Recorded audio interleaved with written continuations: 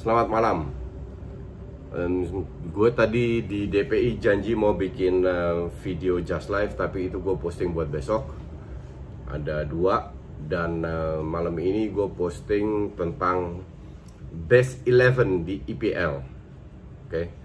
Di Liga Inggris di musim 2019 sama 2020, walaupun kita nggak tahu dilanjutkan atau tidak, tapi kita bahas berdasarkan sebenarnya satu musim. Maka dari itu gue tidak masukkan nama Bruno Fernandes, walaupun dia penampilannya bagus, karena dia baru main beberapa match. Oke. Kita mulai dari goalkeeper. Goalkeeper sih sebenarnya ada beberapa opsi yang bagus. Tapi gue juga lihat performa timnya. De Gea, antara Alisson dan De Gea, akhirnya gue taruh De Gea cadangan, gue pilih untuk Alisson. Alisson tampil luar biasa. Bahwa Liverpool sekarang sudah unggul 25 poin, itu juga berkat Alisson. Walaupun dia sempat cedera, tapi Alisson 2 tahun terakhir bisa dibilang faktor konsisten dan memenangkan banyak poin buat Liverpool. Oke. Terus di back kiri, ya back kiri Robertson ya. Tapi harus diakui bahwa Robertson di tahun 2020 ini agak menurun performanya. Tapi bukan hanya Robertson aja, Liverpool mengalami beberapa kekalahan. Itu Robertson juga ketarik main jeleknya. Tapi secara overall Robertson ini pemain luar biasa. Pada saat dibeli oleh Klopp, bisa bilang orang nggak kenal dia, tapi Klopp ini sangat jeli, dan dia sudah kembali membuktikan kepada Robertson bahwa dia bisa menjadi salah satu back terbaik di dunia, back kiri.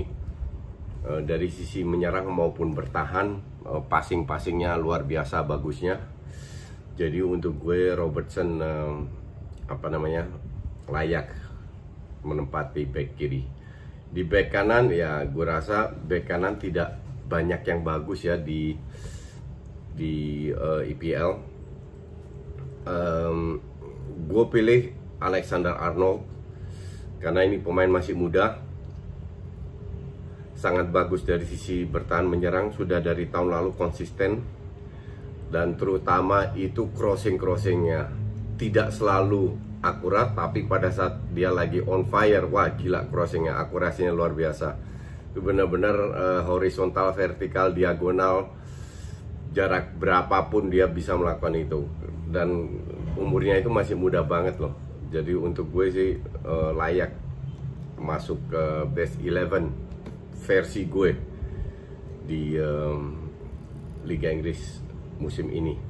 Di center back ada dua, tapi gue rasa ini bukan nggak banyak pilihan juga menurut gue. Gue pilih untuk Van Dijk. Van Dijk sudah jelas sebagai kapten kedua. Dia menunjukkan performanya yang sebagai leader. Dia bisa membangun serangan man to man, sangat sulit untuk dikalahkan. Hanya dengan bola bawah, zona defense dia agak gimana gitu, tergantung, masih bikin sedikit kesalahan, terutama bola bawah. Tapi secara overall di Liga Inggris ini nggak banyak center back yang bagus menurut gue. Jadi untuk gue Van Dijk layak masuk juga, melihat performanya di Liverpool 2 musim terakhir ya. Terus siapa partnernya Van Dijk? Gue pilih Maguire. Kenapa Maguire? Maguire salah satu center back di mana MU keteteran, tapi toh dia tetap bisa bermain dengan cukup bagus. Tidak selalu bagus.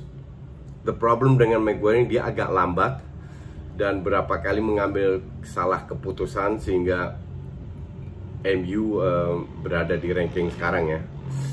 Tapi secara overall, kalau kita melihat overall, tidak hanya kekurangannya, kelebihannya itu cukup tenang, bagus dengan bola atas, bagus man to man, sama kayak Van Dijk agak lambat, tapi ya that's okay. Center back yang cepat juga nggak terlalu banyak. Jadi kalau melihat kontribusinya di Man United, gue rasa Maguire sangat layak untuk menjadi starter. Itu di belakang Robertson, kiri Alexander Arnold, Van Dijk dan Maguire sebagai center back, Alisson di sebagai kiper. Nah, yang banyak pilihan itu di lini tengah sama lini depan, agak gimana juga. Jadi ini menurut gue aja, kalian boleh nggak setuju, tapi ini menurut gue karena gue melihat juga kontribusinya terhadap tim ya, bukan prestasi individu aja yang gue lihat, tapi kontribusi. Nah, di DM gue bermain 4-3-3, gue selalu bermain 4-3-3.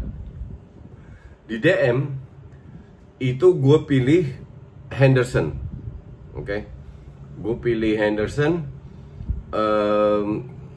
walaupun Fabinho bermain gak jelek, terus Ndidi juga salah satu DM yang bagus, terus DM-nya Chelsea itu siapa, lupa gue namanya, itu juga lumayan bagus. Jadi ada beberapa yang lumayan lah, tapi gue pilih Henderson karena Henderson sudah membuktikan. Tahun lalu gue masih nggak impress dengan Henderson. Banyak sekali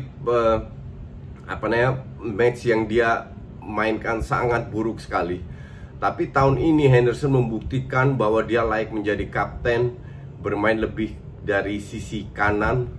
Cuman fighting spiritnya luar biasa, as a leader juga. Dan musim ini benar-benar dia berkembang banget di bawah Klopp, tahu apa yang Klopp inginkan. Dan gue bilang dia layak menjadi kapten Liverpool. Jadi untuk DM Henderson. Dan gue selalu bermain dengan 2 attacking midfield, oke? Yang satu jelas, gue rasa tidak perlu banyak dibicarakan, yaitu Kevin De Bruyne. Dan sebagai partnernya Kevin De Bruyne itu gue pilih Sadio Mane. Mane di Liverpool di atas kertas sebagai penyerang winger kiri atau striker lah. Tapi kalau lu lihat permainannya, dia selalu turun ke bawah dengan Firmino juga. Untuk membangun serangan, etosnya luar biasa. Tahun 2020 pun agak sedikit ngedrop, tapi dari 2019 permainannya asli bagus banget. Kontribusinya besar sekali di Liverpool. Jadi untuk gue udah lama impress dengan pemain ini. Dari zaman Southampton sudah kelihatan bahwa dia akan menjadi besar. Dan feeling gue dia akan pindah ke Madrid. Mane untuk gue sangat layak menjadi start. Jadi di tengah ada Mane, Kevin De Bruyne sebagai attacking midfield, dan DM-nya Henderson. Nah, sekarang ke depan. Depan juga banyak banget pilihan. Mungkin pilihan gue ini agak anti mainstream ya, seperti biasa. Tapi gue pilih di kiri itu Aubameyang.